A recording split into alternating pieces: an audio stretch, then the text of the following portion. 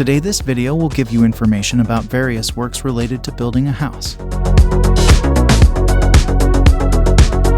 As you can see how the beam is made before building the house, and after placing the beam, cement and sand are mixed between the bricks to make the wall, resulting in a stronger wall.